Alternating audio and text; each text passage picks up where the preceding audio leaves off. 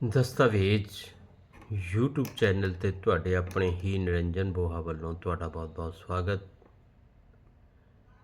ਇਸ ਚੈਨਲ 'ਤੇ ਹਰ ਬੁੱਧਵਾਰ ਵਾਲੇ ਦਿਨ ਅਸੀਂ ਪੰਜਾਬੀ ਸਾਹਿਤ ਦੀਆਂ ਨਵੀਆਂ ਛਪੀਆਂ ਪੁਸਤਕਾਂ ਬਾਰੇ ਵਿਸ਼ੇਸ਼ ਚਰਚਾ ਕਰਦੇ ਹਾਂ।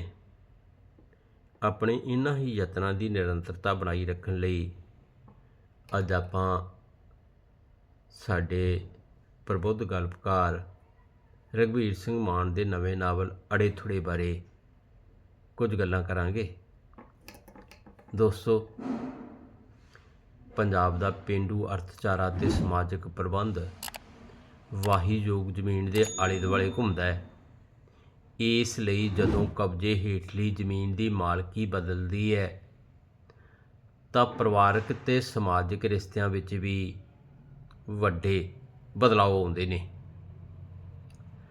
ਜਿਉਂ-ਜਿਉਂ ਪੇਂਡੂ ਸਮਾਜ 'ਚ ਨਿੱਜ ਪ੍ਰਸਤ ਚੇਤਨਾ ਦਾ ਵਾਧਾ ਹੁੰਦਾ ਜਾ ਰਿਹਾ ਹੈ,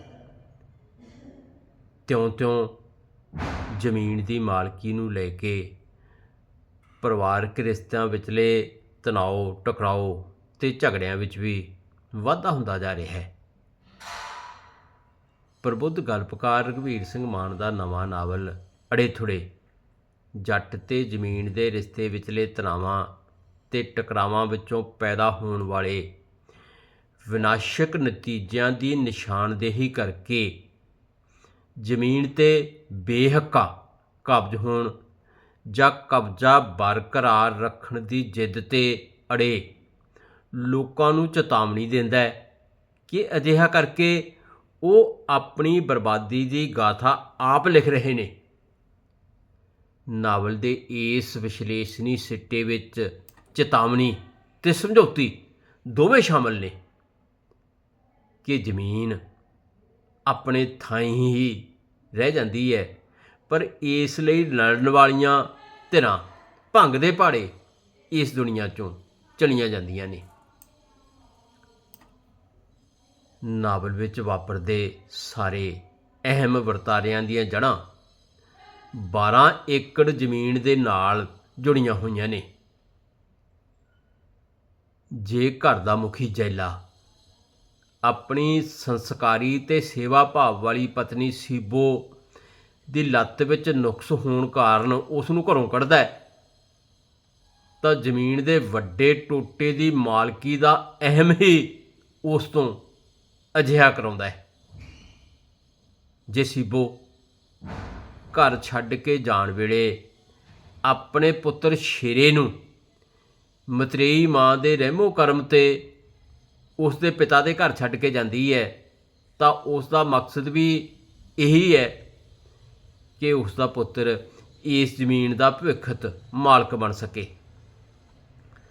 ਜੇ ਧੀਰੋ ਜੈਲੇ ਨਾਲ ਵਿਆਹ ਕਰਾਉਣ ਦੀ ਹਾਮੀ ਭਰਦੀ ਹੈ ਤਾਂ ਉਸ ਤੇ ਉਸਦੇ ਪਰਿਵਾਰ ਦੀਆਂ ਨਜ਼ਰਾਂ ਵੀ ਇਸੇ ਜ਼ਮੀਨ 'ਤੇ ਨੇ। ਧੀਰੋ ਵੱਲੋਂ ਮਾਸੂਮ ਸ਼ੇਰੇ 'ਤੇ ਕੀਤੇ ਜਾਣ ਵਾਲੇ ਜ਼ੁਲਮਾਂ ਦਾ ਵੱਡਾ ਕਾਰਨ ਵੀ ਇਹੀ ਹੈ ਕਿ ਉਹ ਉਸ ਨੂੰ ਭਵਿੱਖ ਵਿੱਚ ਆਪਣੇ ਪੁੱਤਰਾਂ ਤੋਂ ਜ਼ਮੀਨ ਬਣਾਉਣ ਵਾਲੇ ਸ਼ਰੀਕ ਵਜੋਂ ਵੇਖਦੀ ਹੈ। ਸ਼ੇਰੇ ਦੇ ਮਤਰੇਏ ਭਰਾਵਾਂ ਦੇ ਉਸ ਪ੍ਰਤੀ ਨਫ਼ਰਤੀ ਵਿਵਹਾਰ ਵਿੱਚੋਂ ਵੀ ਇਹੀ ਸ਼ਰੀਕਾ ਝਲਕਦਾ ਹੈ। ਸ਼ੇਰੇ ਦੇ ਵਿਆਹੇ ਜਾਣ ਤੋਂ ਬਾਅਦ ਉਸ ਅਤੇ ਉਸਦੀ ਪਤਨੀ ਅੰਦਰ ਬਗਾਵਤੀ ਭਾਵ ਵੀ ਇਸੇ ਲਈ ਪੈਦਾ ਹੁੰਦੇ ਨੇ ਕਿ ਉਹ ਆਪਣੇ ਆਪ ਨੂੰ ਅੱਧੀ ਜ਼ਮੀਨ ਦਾ ਮਾਲਕ ਮੰਨਦੇ ਨੇ। ਇਸ ਤਰ੍ਹਾਂ ਇਸ ਜ਼ਮੀਨ 'ਤੇ ਕਬਜ਼ਾ ਬਰਕਰਾਰ ਰੱਖਣ ਜਾਂ ਕਾਬਜ਼ ਹੋਣ ਦੀ ਜਿੱਦ ਅੰਤ 7 ਪਰਿਵਾਰਕ ਮੈਂਬਰਾਂ ਦੀ ਬਲੀ ਲੈ ਲੈਂਦੀ ਹੈ। ਜ਼ਮੀਨ ਦੀ ਭਾਈ ਵੰਡ ਨੂੰ ਲੈ ਕੇ ਸ਼ੁਰੂ ਹੋਈ ਲੜਾਈ ਵਿੱਚ ਸ਼ਾਮਲ ਦੋਵਾਂ ਹੀ ਧਿਰਾਂ ਦਾ ਨਾਮੋ ਨਿਸ਼ਾਨ ਮਿਟ ਜਾਂਦਾ ਹੈ ਅਤੇ ਜ਼ਮੀਨ ਦਾ ਮਾਲਕ ਕੋਈ ਹੋਰ ਬਣ ਜਾਂਦਾ ਹੈ। ਦੋਵੇਂ ਧਿਰਾਂ ਦੀ ਬਰਬਾਦੀ ਤੋਂ ਬਾਅਦ ਪਿੰਡ ਦੇ ਆਮ ਲੋਕਾਂ ਵੱਲੋਂ ਰਚਾਇਆ ਇਹ ਸਹਿਜ ਸੁਭਾਵਿਕ ਸੰਵਾਦ ਸਪਸ਼ਟ ਕਰਦਾ ਹੈ ਕਿ ਦੋਵਾਂ ਨੇ ਗਲਤੀ ਕਿੱਥੇ ਕੀਤੀ ਹੈ। ਇਸ ਸੰਵਾਦ ਵਿਚਲੀ ਸਮਝ ਨਾਵਲ ਦੀ ਸਾਰੀ ਕਹਾਣੀ ਦਾ ਤੱਤ ਸਾਰ ਵੀ ਬਣਦੀ ਹੈ ਅਤੇ ਜ਼ਮੀਨ ਦੇ ਕਬਜ਼ੇ ਲਈ ਭਰਾ ਮਾਰੂ ਜੰਗਾਂ ਨੂੰ ਰੋਕਣ ਦੀ ਨਸੀਹਤ ਵੀ ਕਰਦੀ ਹੈ। ਨਾਵਲ ਦੇ ਕੇਂਦਰੀ ਮੈਟਾਫਰ ਵਜੋਂ ਇਹ ਸੰਵਾਦ ਜ਼ਮੀਨ 'ਤੇ ਕਾਬਜ਼ ਧਿਰ ਦੀ ਗਲਤੀ ਦੀ ਨਿਸ਼ਾਨਦੇਹੀ ਇਹਨਾਂ ਸ਼ਬਦਾਂ ਰਾਹੀਂ ਕਰਦਾ ਹੈ। ਇੱਕ ਪੇਂਡੂ ਪਾਤਰ ਆਖਦਾ ਹੈ, ਸ਼ੇਰੇ ਨਾਲ ਹੈਵਾਨਾਂ ਵਰਗਾ ਸਲੂਕ ਹੋਇਆ, ਉਸ ਦਾ ਨਤੀਜਾ ਆ ਨਿਕਲਿਆ। ਦੂਸਰਾ ਆਖਦਾ ਹੈ, ਜਦੋਂ ਘਰ ਵਿੱਚ ਕਿਸੇ ਨਾਲ ਬੇਇਨਸਾਫੀ ਹੋਵੇ ਤਾਂ ਫਿਰ ਵਿਰੋਧ ਵੀ ਹੁੰਦਾ ਹੈ ਅਤੇ ਬਗਾਵਤ ਵੀ। ਤੀਸਰੇ ਦਾ ਨਿਚੋੜ ਹੈ, ਜੇ ਮਸਲਾ ਹੱਲ ਨਾ ਹੋਵੇ ਤਾਂ ਰੋਸ ਲੰਬਾ ਹੋ ਜਾਂਦਾ ਹੈ। ਮੁਖੀ ਦਾ ਵਤੀਰਾ ਨਾ ਪੱਖੀ ਹੋਵੇ ਤਾਂ ਉਸ ਵਕਤ ਨਾਲ ਹੋਰ ਮਸਲੇ ਵੀ ਜੁੜ ਜਾਂਦੇ ਨੇ। ਰੋਸ ਵੱਡਾ ਅਤੇ ਆਪ ਮੁਹਾਰਾ ਹੋ ਜਾਂਦਾ ਹੈ। ਹੁਣ ਜੇ ਇਸ ਸੰਵਾਦ ਦੀ ਅਗਲੀ ਪਰਤ ਪਰਤੀਏ ਤਾਂ ਜ਼ਮੀਨ 'ਤੇ ਆਪਣੇ ਹਿੱਸੇ ਦਾ ਕਬਜ਼ਾ ਲੈਣ ਦੀ ਜਿੱਦ ਤੇ ਬਜਿੱਦ ਧਿਰ ਦੀ ਗਲਤੀ ਨੂੰ ਉਭਾਰਨ ਲਈ ਇੱਕ ਜਨ ਸਧਾਰਨ ਦਾ ਪਾਤਰ ਜੋਸ਼ ਵਿੱਚ ਆ ਕੇ ਆਖਦਾ ਹੈ, ਪਰ ਜੋ ਸ਼ੇਰੇ ਨੇ ਕੀਤਾ ਉਹ ਵੀ ਮਾੜਾ ਕੀਤਾ ਹੈ, ਟੱਬਰ ਖਤਮ ਕਰ ਦਿੱਤਾ। ਸੋ ਪਿੰਡਾਂ ਦੇ ਵੱਲ ਛਲ ਰਹਿਤ ਸਧਾਰਨ ਲੋਕਾਂ ਵਿਚਕਾਰ ਹੋਇਆ ਇਹ ਵਾਰਤਾਲਾਪ ਨਾ ਤਾਂ ਕਿਸੇ ਧਿਰ ਦਾ ਪੱਖ ਪੂਰਦਾ ਹੈ ਅਤੇ ਨਾ ਹੀ ਵਿਰੋਧ ਕਰਦਾ ਹੈ, ਸਿਰਫ ਇਸ ਸਮਝ ਦਾ ਵਿਸਥਾਰ ਕਰਦਾ ਹੈ ਕਿ ਜੇ ਦੋਹੇਂ ਧਿਰਾਂ ਵੱਡੀਆਂ ਗਲਤੀਆਂ ਨਾ ਕਰਦੀਆਂ ਤਾਂ ਦੋਹਾਂ ਦਾ ਨਾਂ ਜੱਗ 'ਤੇ ਰਹਿ ਸਕਦਾ ਸੀ। ਜ਼ਮੀਨ 'ਤੇ ਆਪਣਾ ਕਬਜ਼ਾ ਬਰਕਰਾਰ ਰੱਖਣ ਲਈ ਸ਼ੇਰੇ ਦੀ ਮਤਰੇਈ ਮਾਂ ਧੀਰੋ ਅਜਿਹੀਆਂ ਨੈਤਿਕਤਾ ਵਿਹੂਣੀਆਂ ਅਤੇ ਕਮੀਨੀਆਂ ਚਾਲਾਂ ਚੱਲਦੀ ਹੈ ਕਿ ਰਿਸ਼ਤਿਆਂ ਵਿਚਲਾ ਤਣਾਓ ਤਿੱਖੇ ਟਕਰਾਓ 'ਚ ਬਦਲ ਜਾਂਦਾ ਹੈ। ਧੀਰੋ ਅੱਧੀ ਜ਼ਮੀਨ ਆਪਣੇ ਨਾਲ ਲਵਾ ਲੈਂਦੀ ਹੈ ਅਤੇ ਬਾਕੀ ਅੱਧੀ ਵਿੱਚੋਂ ਇਸ ਦੇ ਹੱਕੀ ਵਾਰਸ ਸ਼ੇਰੇ ਨੂੰ ਕਾਨੂੰਨੀ ਤੌਰ 'ਤੇ ਬੇਦਖਲ ਕਰ ਦਿੱਤਾ ਜਾਂਦਾ ਹੈ। ਇਸ ਸਥਿਤੀ 'ਚ ਸ਼ੇਰੇ ਦਾ ਬੇਕਾਬੂ ਹੋਇਆ ਗੁੱਸਾ ਆਪਣੀ ਚਰਮ ਸੀਮਾ 'ਤੇ ਪਹੁੰਚ ਜਾਂਦਾ ਹੈ ਅਤੇ ਉਹ ਆਪਣੇ ਸਹੁਰੇ ਨਾਲ ਮਿਲ ਕੇ ਆਪਣੇ ਪਿਓ, ਮਤਰੇਈ ਮਾਂ, ਭਰਾਵਾਂ ਅਤੇ ਭੈਣ ਦਾ ਕਤਲ ਕਰ ਦਿੰਦਾ ਹੈ ਅਤੇ ਉਸ ਦੀ ਇਹ ਗਲਤੀ ਉਸ ਨੂੰ ਫਾਂਸੀ ਦੇ ਤਖ਼ਤੇ ਤੱਕ ਲੈ ਜਾਂਦੀ ਹੈ।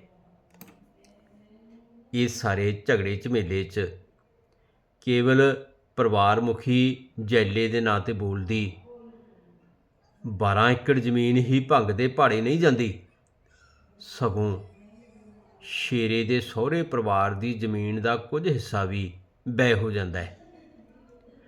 ਭਾਵੇਂ ਸ਼ੇਰੇ ਦੀ ਪਤਨੀ ਕਰਮਜੀਤ ਉਰਫ ਕੰਮੋ ਉਸ ਨੂੰ ਇਸ ਸਵੇ ਵਿਨਾਸ਼ਕ ਰਾਹ 'ਤੇ ਪੈਣ ਤੋਂ ਬਹੁਤ ਰੋਕਦੀ ਹੈ, ਪਰ ਜ਼ਮੀਨ ਨੂੰ ਹਿੱਕ ਦੇ ਜ਼ੋਰ 'ਤੇ ਵਾਹੁਣ ਦੀ ਜ਼ਗੀਰਦਾਰੀ ਯੁੱਗ ਦੀ ਸੋਚ ਉਸ ਵੇਲੇ ਸ਼ੇਰੇ 'ਤੇ ਇੰਨੀ ਹਾਵੀ ਪ੍ਰਭਾਵੀ ਹੋ ਜਾਂਦੀ ਹੈ ਕਿ ਉਹ ਆਪਣੇ ਪਿਤਾ ਸਮੇਤ 5 ਜੀਆਂ ਦਾ ਬੇਕਿਰਕੀ ਨਾਲ ਕਤਲ ਕਰ ਦਿੰਦਾ ਹੈ। ਜਿਹੜੀ ਪਤਨੀ ਉਸ ਨੂੰ ਹਿੰਸਾ ਅਤੇ ਪ੍ਰਤੀ ਹਿੰਸਾ